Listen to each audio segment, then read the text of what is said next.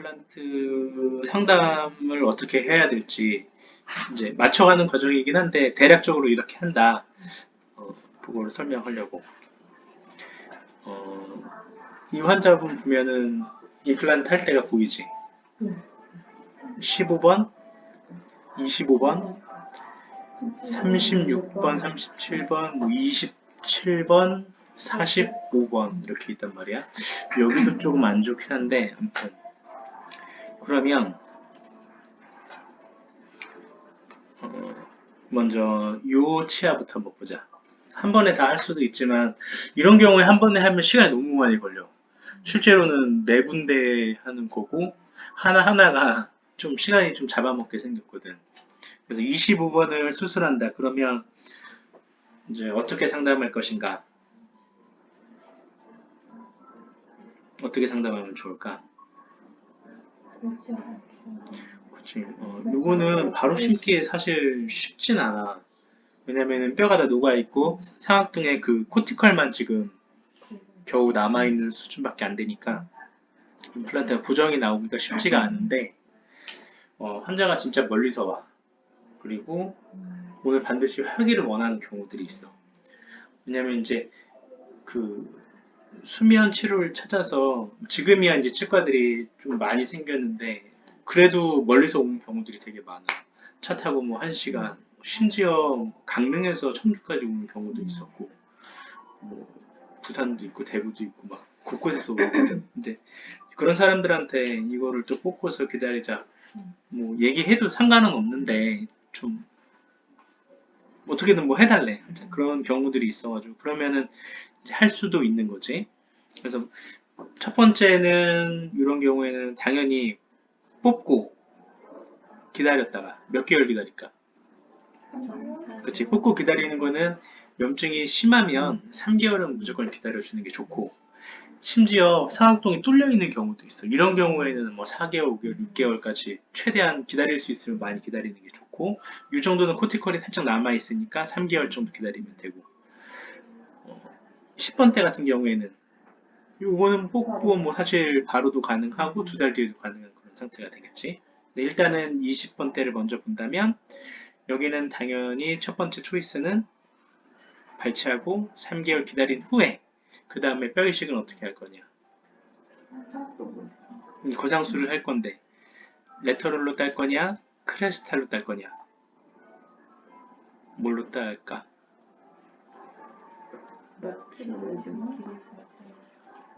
3개월 뒤에 와서 길이를 보고 그 길이가 4mm에서 6mm 사이면 C, 4mm보다 낮으면 레터럴로 딴다는 얘기지. 그런데 아마 레터럴로 딸 가능성이 좀 많은 그런 상황이 되겠지. 근데 만약에 바로 해야 되는 경우라면 당연히 윈도우 열어서 안전하게 수술해야 되겠지. 윈도우를 여기를 따서 뼈를 집어넣고 임플란트랑 같이 넣으면 되겠지. 당연히 바로 할 수 있어. 없는 건 아니야. 없는 건 아닌데 좀 고정이 안 나오면 리스키하잖아. 그것 때문에 첫 번째 뽑고 기다리는 걸로 가게 되겠지. 근데 환자가 만약에 뭐 급하지 않아.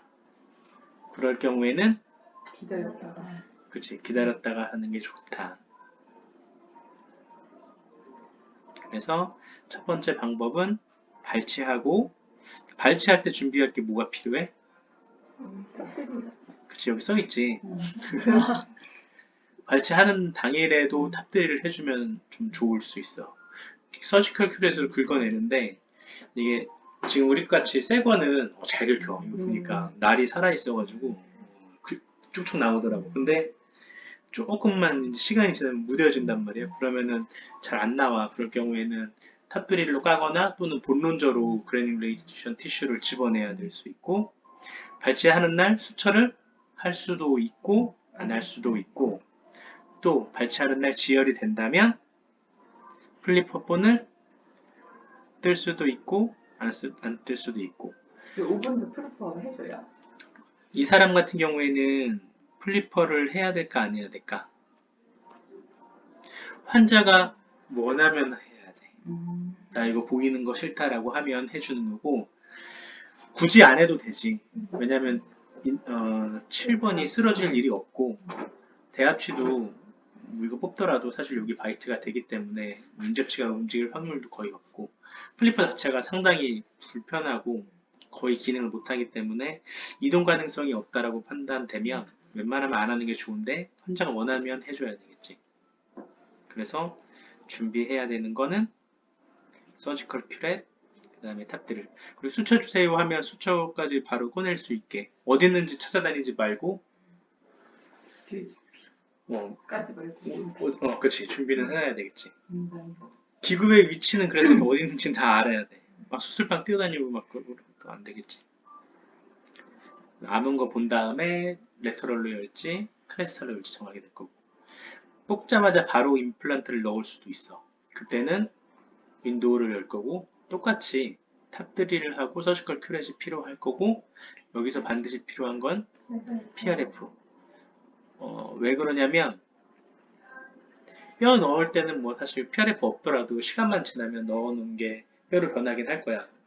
근데 PRF 섞어서 하면 좀 더 단단하게 뼈가 돼 있을 거고, 결정적으로 궁금한 거 있어요. 어제 그 뼈이식할 때 왜 음. 셀라인 대신 마치 리도카인 넣는 거예요? 이제 뼈에 섞어야 될 그 액이 제일 좋은 건 PRF. 이제 그치 플래틀릿 리치 프로테인이란 뜻이거든. PRP.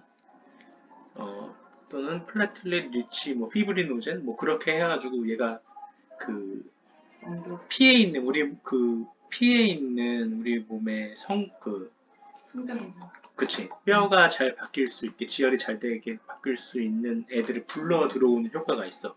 얘도 있지만 오히려 그러니까 우리 이 피떡 플라틀렛이 우리나라 말로 뭐지? 플라틀렛이 뭐냐? 혈소판?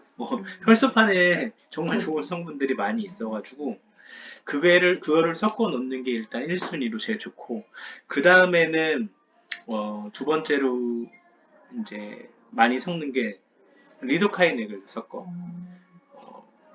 이유가 네, 잘 기억이 안 나네. 살라인보다 훨씬 더 낫다라고 그랬거든. 그 이유가 정확하게 기억 안 나네.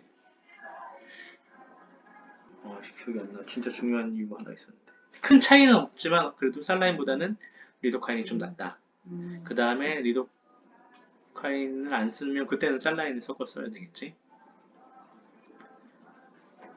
그리고 PRF를 쓰는 이유가 어쨌든 바로 힐링을 달 수는 없잖아. 아니면 잇몸을 당겨와야 되는데 잇몸을 당겨오면 어태치드 중징지바가 사라져 버리기 때문에 PRF 하고 나서 그 멤브레인을 여기다가 덮어주고 꾸며주면 미코자로 자라는 게 아니고 어태치 중징지바가 생기니까 좀 더 효율적이 되겠지. 그리고 버티컬 인시전을 안 줘도 덮어버릴 수 있으니까.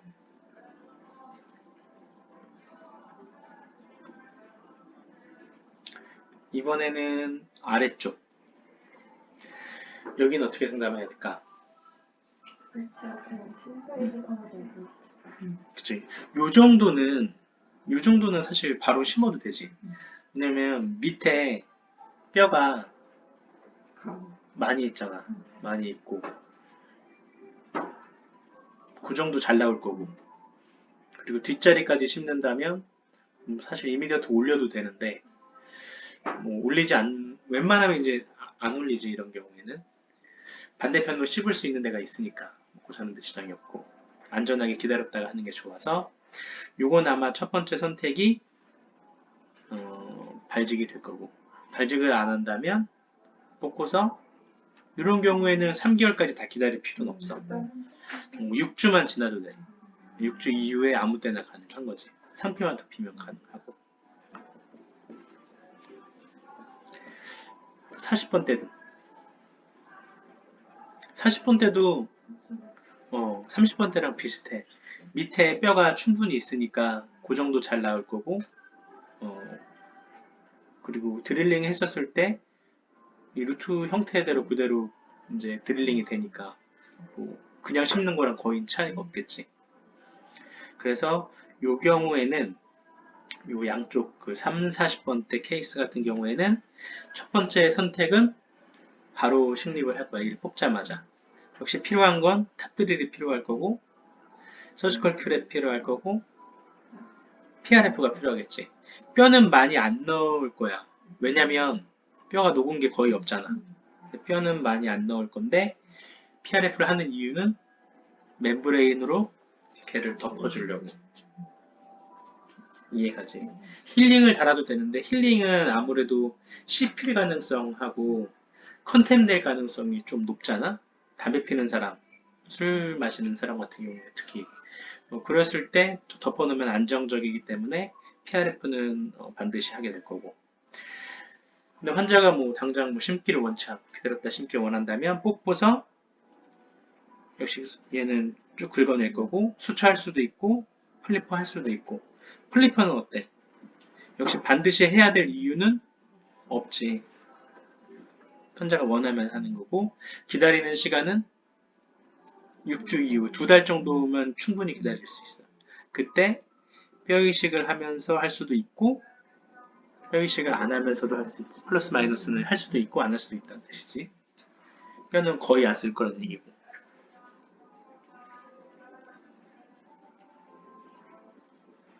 10번 때는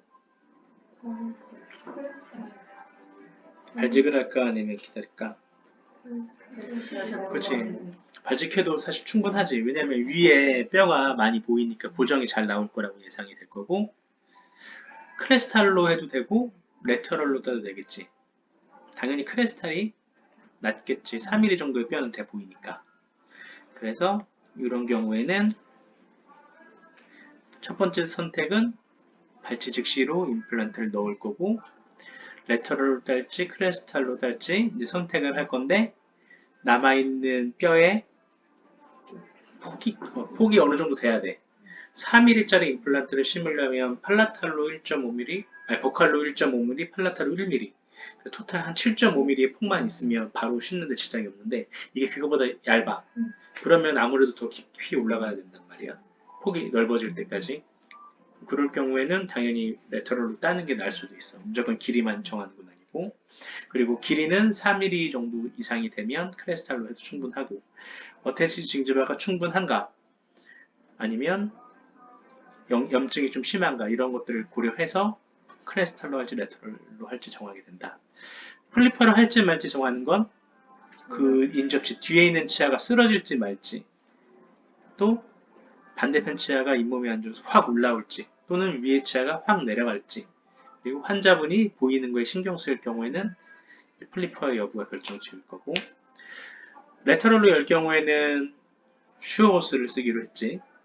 그래서 한 개 치아 정도면 사실 한 통이면 충분하고 두 개 치아는 이제 2통 정도 필요할 거고 크레스탈로 할 경우에는 우리가 지금 와 있는 게 뭐지? 에이오스인가? 네, 두 가지 좀 예민하고 한 거랑 작은 거. 그래서 그거는 필요한 양에 따라서 0.15 또는 0.25를 쓴다. 만약에 오늘 안 하겠다 그러면 얘를 뽑고서 역시 긁어내고 수처할 수도 있고 플리퍼 할 수도 있고 2달에서 3달 정도 기다렸다가 하면 되겠지. 이 케이스도 10번 때 그리고 암문 상태를 보고 윈도우 열지 크레스탈로 할지 정합니다. 이 환자를 보자. 할 게 많지.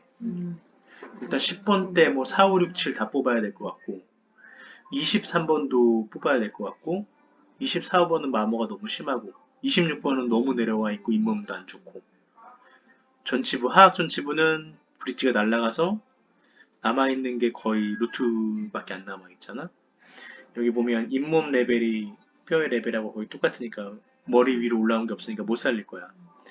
46, 7번도 남아있는 치질이 거의 없고 그럼 치료 계획을 어떻게 세울까?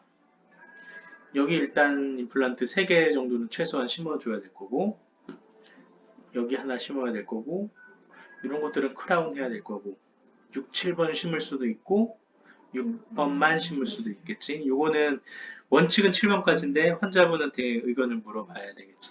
나이가 젊다면 다시 고민할 거 없이 7번까지 해주고 나이가 한 60 가까이 됐다 그러면은 6번까지만 해도 상관없고 여기는 뽑은 자리에 그대로 두 개 심고 앞니는 임시차를 만들어줘도 되겠지. 여기는 크라운을 해주면 될 것 같고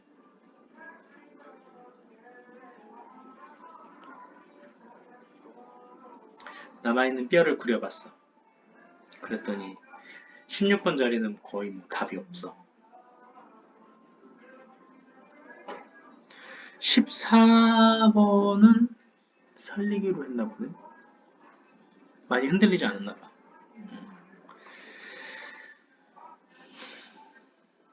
이런 경우에 환자한테 이제 뭐라고 상담하면 좋을까?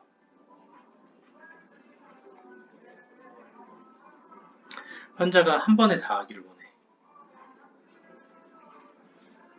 뽑기까지, 찌기까지. 46, 7번도 뽑기로 했네.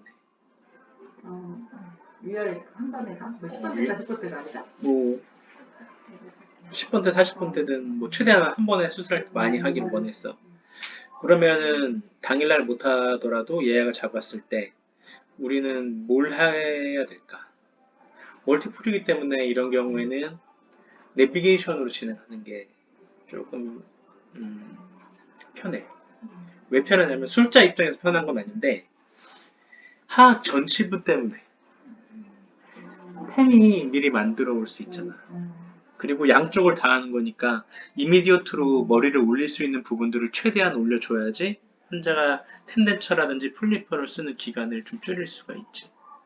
그러니까 수술 자체만 보면 무조건 내비가 불편한데 환자가 텐덴처를 쓸 거냐 아니면 그리고 우리가 수술 끝나고 치아를 만드는 템포러리를 할 때 내비게이션으로 미리 만들어 놓은 거를 끼우는 게 훨씬 더 거기서의 시간 세이브가 많이 되기 때문에 일단은 이런 케이스에서는 내비를 생각해 주면 좋을 것 같아. 내비를 쓰는 이유 뭐라고? 내비를 쓰는 이유? 템포러리 때문에. 한쪽이라도 씹을 수 있는 공간이 좀 있다면 굳이 바이트를 안 만들어 이미디어트 로딩을 안 해도 되는데 이 경우에는 뭐 20번대라든지 30번대 이런 데 밑에 뼈가 많으니까 이미디어트 로딩이 가능한 상태잖아. 그러니까 내비를 해주면 조금 더 편할 것 같고 반드시 내비를 할 필요는 없어. 내비가 비용이 환자한테 부담이 될 수도 있으니까 반드시 뭐 그렇게 할 필요는 없는데 그건 상담을 어떻게 하냐에 따라 차이가 있겠지. 뭐 좀 화학만 내비해도 돼요. 하악만 내비해도 되고 여기 정도까지도 내비를 해주면 좋고 감사합니다.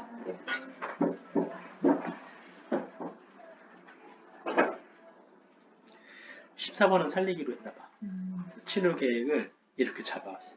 46, 7번도 뭔가 잇몸도 내려가 있고 막상 위에 임플란트가 때려대면 오래 못 쓸 것 같고 VD도 좀 너무 낮아 보여서 크라운이 쉽지 않아서 이미디어 임플란트로 결정을 했나봐. 상악 우측은 바로 심을까? 상악 우측 16번이 염증이 너무 심하고 남아있는 뼈가 없어가지고 상악 우측은 뽑고 기다렸다 뽑는 게 좋아. 뽑고 몇 개월 기다려? 3개월. 3개월 기다리면 되겠지. 그런데 환자분이 온 김에 무조건 해달래. 그러면 못 심을 수 있다는 것도 얘기를 해주고 뽑고서 임플란트를 넣어야 되겠지. 그때 상악동 거상술은 레터럴로 열어야 되겠지. 안전하게 하기 위해서 이런 경우에. 크레스타는 찢어질 가능성이 높고 이미 상악동이 뚫려 있을 가능성이 높으니까. 그래서 환자분 사정에 따라서 10번 때도 발찍이 가능은 하다. 발찍일 경우에는 레터럴로 준비를 해주고 레터럴로 준비하면 뼈를 또 넣어야 되니까 PRF도 같이 준비해야 된다. PRF는 만약에 이걸 한 번에 다 한다면 여기서 PRF 2통 정도 쓸 거고 10번대에서 뭐 이런 데서 한 통 정도 쓸 거고 나머지는 안 되겠구나. 나머지는 이미디어트로 올 거니까. 그러면 그때는 시린지 좀 큰 거로 해서 한 번에 해도 돼요? 아니면 그 작은 거를 여러 개 해요? 이거 할 때 그냥 큰 시린지를 좀 한 번 해도 돼요? 아니면 여러 번 해요? 아니야, 그게 10cc로 한 개 큰 걸로 큰 걸로? 하면 되죠. 근데 이게 어떻게 해요? 내가 당길 때 당길 때 그 이 피가 시린지 안에 찰 때 꾹 차면서 몇 미리 내가 땄는지 확실하면 큰 걸로 해도 되는데 이게 딸 때 큰 시린지 같은 경우에는 피가 다 차는 게 아니잖아. 여기서부터 쭉 차서 오는 게 아니고 반밖에 안 차오니까 내가 몇 미리 땄는지 사실 좀 정확하게 알 수가 없어. 그러면 작은 걸로 열어봐? 작은 걸로 여러 번 해도 되고 PRF를 진짜 3통 이상 뽑게 될 경우에는 이 베큐um 같은. 그 PRF 빨간색, 노란색 그 베큐um 그 체열하는 통 있잖아. 네. 걔를 그냥 바로 꽂아서 하는 게 좋아. 아, 나비침을 써가지고. 아, 대신에 환자한테는 피 뽑는 데 따로, 라인 잡는 데 따로 2번 찔러야 돼. 10번 때는 당연히 바로 할 수가 없어. 안 되는 건 아닌데 리스크가 너무 크지. 저렇게 염증이 많고 뼈가 없는 데에다가 임플란트를 바로 하려고 그러면 간혹 페일이 날 수가 있지. 근데 환자분이 동의해주거나 하면 하기는 하는데 빠질 수 있다는 건데 하는 사람이 너무 힘들고 고정 안 나오고 임플란트가 상악동으로 들어가고 막 그래가지고 웬만하면 기다리면서 한다. 근데 진짜 원하면 윈도우 열고서 수술하면 된다. PRF 준비해줘야 되고 26번 부위는 요거는 발직이 되지. 발직이 되므로 이제 SCA 정도가 필요할 거야. 여기서는 6.87이지만 요걸 빼고 나면 요거를 이제 빼고 나면 임플란트 탑이 여기에 위치하잖아. 그러니까 남아있는 거리가 4mm 이내 3mm 정도 될까? 그래서 SCA랑 위로 뼈 집어넣을 수 있게 PRF 해줘야 된다. 여기 그리고 30번대 같은 경우에는 플랩 리스를 할 수가 있으니까 수술할 때 펀치도 같이 준비를 해주면 좋을 거야. 물론 리치가 너무 좁거나 어태치드 징지바의 양이 적으면 당연히 플랩을 열어야 될 거고 그리고 진짜 오래돼가지고 완전 칼리치인 경우 그런 경우에는 이제 방법을 2개 중에 1개를 써야 되거든. 하나는 플랩을 열어가지고 날카로운 데를 다듬어서 좀 넓은 면이 나올 때까지 위에를 날려버리고 하는 방법. 또 하나는 리치를 스플릿으로 이제 홈을 낸 다음에 수직으로 좀 뼈도 벽할 쪽을 까고 수직으로 이제 우리 리치 스플릿 키트 있어요? 리치 어딨어요? 아니면 리치 익스펜션 하는 여러 가지 이제 네. 버들이 키트가 여러 가지가 있는데 그걸 써도 되는데 이 사람 같은 경우에는 남아있는 뼈가 엄청 많으니까 굳이 리치 스플릿을 붙이고 할 필요는 없을 것 같아서 그치, 리치 스플릿 비용은 그냥 50만 원? 그냥 GBR에 준해서 받으면 될 것 같아. GBR이 우리 얼마지? 30에서 50. 30 정도? 웬만하면 리치 스플릿 안 하려고 하거든. 왜냐면 망치 두드리는데 자고 있는데 두드리면 깨겠지. 리스크가 있단 말이야. 그래서 웬만하면 안 할 거고. 그 다음에 하악 존치부는 여기는 당연히 플리퍼가 불편할 거고 이를 뽑았던 자리에 그대로 넣기만 하면 되는 거니까 이미디어트 로딩을 시도할 거고 내비가 돼 있으면 내비를 처음에 이제 상담이 돼 있다면 거기는 템포러리까지 바로 넣어주면 되고 없다면 우리가 어번 넣고 템을 만들어줘야 되니까 수술하고 나서 어벗을 연결할 수 있게 하악 존치부는 보통 스트레이트 앵글드로 준비해주면 되고 상악 존치부는 앵글드 어벗으로 준비를 해주면 되겠지. 보통 약간 발직에서는 이 뼈 레벨보다 1에서 2mm 정도 좀 깊게 씹거든. 뼈에서도 깊고 잇몸도 2개가 있으면 최소한 6mm, 그러니까 제일 긴 어벗을 보통 준비해주면 돼. 어벗이 위로 좀 많이 커프가 올라와야지 마진을 수프라로 만들 수 있어서 템도 맞추기가 되게 편하게 돼 있어. 그리고 40번대 경우에는 이거는 이미디어트를 안 하겠지. 이건 이미디어트 로딩을 안 할 거야. 웬만하면. 왜냐면 대합치가 뽑고 기다릴 거니까 없으니까. 그래서 임플란트 수술을 하고 힐링을 달거나 커버를 달고서 PRF로 멤브레인을 덮어줘야 돼. 그래서 여기서도 PRF가 한 통은 필요하게 될 거야. PRF는 많으면 많을수록 덮을 수 있는 그 두께가 늘어나니까 좀 아무는데도 유리할 수 있겠지. 그리고 이제 이렇게 해서 끝나게 되면 템덴처를 환자가 원하는 경우가 있어. 여기도 없고 여기도 이제 없으니까 내비로 했으면 템이 들어가 있겠지 여기도. 근데 내비로 상담할 때는 항상 주의해야 될 게 우리가 어벗하고 크라운까지 만들어 놓긴 했지만 임플란트가 수술 때 고정이 안 나오면 못하니까. 못할 수도 있다라는 거를 반드시 상담을 해줘야 돼. 나 내비 비용까지 냈는데 왜 임시차까지 안 올랐냐라고 할 수가 있거든. 웬만하면 해주고 싶지. 근데 무리하게 올렸다가 빠지면 또 해야 되니까. 그래서 안 올렸다고 얘기해줘야 되고 내비의 장점이 일단 수술 자체의 패스가 그래도 완벽하게 나오잖아. 가이드대로 심기 때문에 그냥 그거를 위해서 한 거다라고 환자분께 동의를 구해줘야 되겠지. 그리고 아까 한 얘기인데 이게 상악 전치부나 소고치 부위에는 뼈가 되게 뻗어져 있는 경우가 있어. 이거 한 8.5mm 또는 10mm짜리 임플란트일 거야. 8.5 정도? 그런데도 되게 짧아 보이지. 그리고 패스가 옆으로 이렇게 휜 것처럼 보이잖아.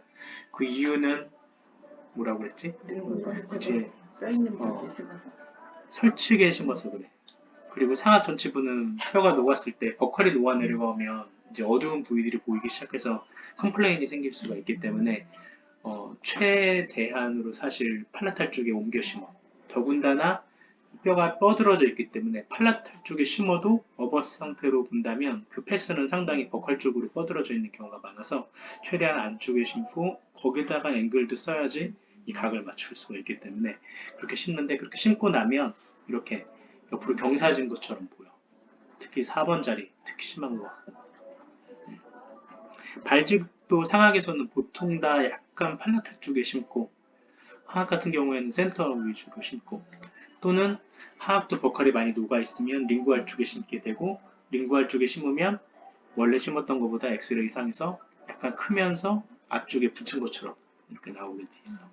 아까 그 30번대 환자 거긴 아닌데 이제 이렇게 뼈가 진짜 오래돼 갖고 입 뺀 지 오래되면 정말 좁잖아. 그리고 어태치 징자바가 진짜 1도 없는 경우.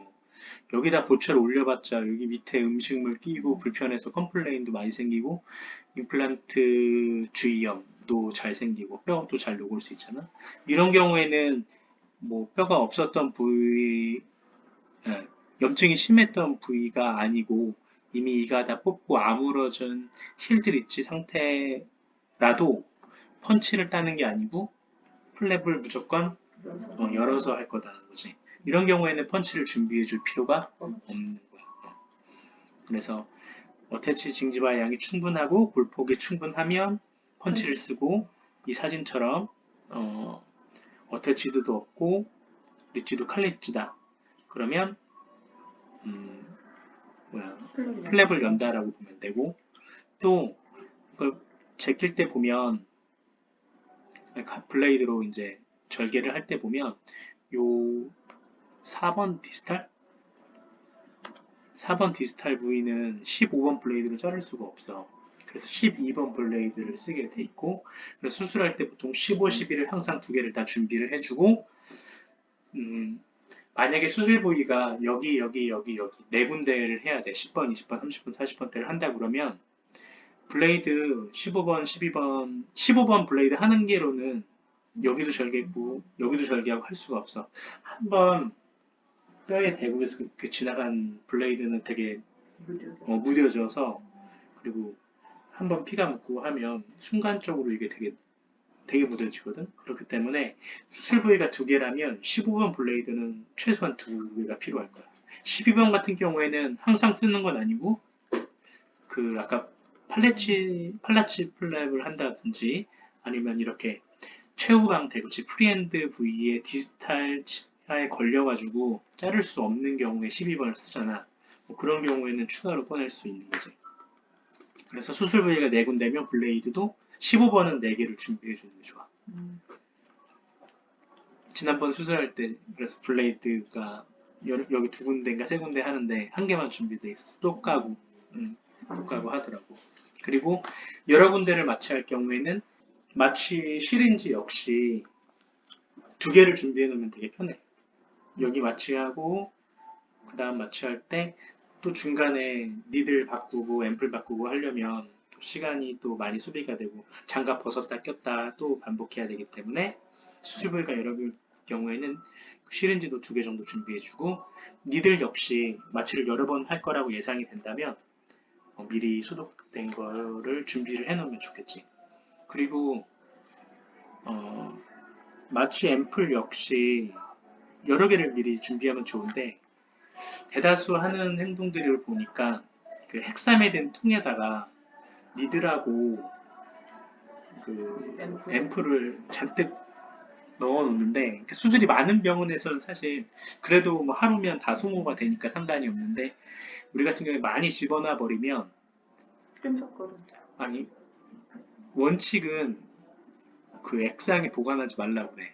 걔네가 아무리 잘 만들어도 예를 들어 니들 사이에 물이 들어간다.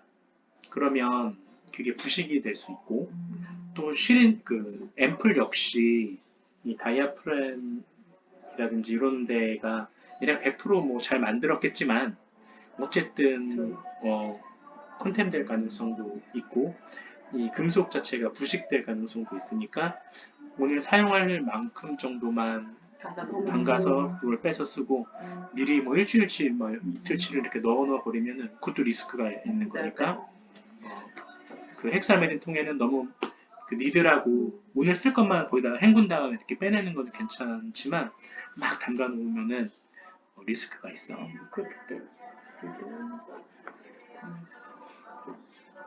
이 환자의 CT 단면인데 역시 칼리치지. 이런 경우에는 플랩을 제낀다. 위에서 봤었을 때. 그래서 인시전 라인을 버칼 쪽에다 주는 것도 아니고 최대한 설치게 당겨서 인시전 라인을 줘. 이 까만 선대로 자르겠다는 게 아니지. 이렇게 자르면은 나중에 버칼 쪽은 아예 어태치드가 사라져 버리거든. 그래서 이 까만 선보다 조금 더 설치게서 최대한 설치게서 인시전 라인을 이렇게 주고 수술하고 나서도 웬만하면 힐링을 달지. 그리고 여기 가운데 비어있는 뼈가 노출돼 있을 거 아니야. 이런 데다가 PRF로 이렇게 해주고 꿰매줘서 이 부분이 어태치드 징지바로 자랄 수 있게 하거나 또는 입천장에서 요거를 따와서 이렇게 붙이기도 하거든. 근데 입천장에서 따온 것들은 생각보다 괴사가 되게 잘 되는 것 같아요. 혈류를 잘 조절하지 못하고 너무 세게 묶어 놓으면 그대로 나중에 빠져버리더라고. 그리고 입천장에서 따왔기 때문에 그거를 공여했던 부위는 너무 아파. 그래서 PRF를 쓰는 게 좋다. 그러면은 이렇게 어태치 징지바가 바깥쪽으로도 자라고 여기도 어태치로 자라서 상당히 어태치 징지바의 폭이 늘어난 걸 알 수 있어. 물론 이거를 제대로 하려고 그러면 이 베스티블로 플라스티라고 해서 여기를 더 이걸 잘라가지고 근육층을 밑에다 내려놓고 이렇게 꼬매기도 하는데 100% 재발되더라고. 거의 90 개인적으로 내가 했던 모든 것들은 하악 대구치고 했던 것들은 다 재발이 됐어. 근육이 한 3년 지나면 다시 이렇게 다 올라와서 사라져 버려. 이걸 깊게 만들어도 다 올라와 버리더라고. 근육이 이렇게 자라 올라서. 그래서 그건 좀 바람직하지 않다. 이거는 입천장에서 떼운 건데 결론이 뭐냐면 이런 거 하면 안 된다. 이런 거 하면 안 돼. 너무 그런데 수술이 끝나고 이제 세카노피까지 되어 있는데 여기가 이렇게 어태치가 아무것도 없어. 그랬을 때는 이제 고민을 해봐야 돼. 그래서 여러 가지를 해봤거든.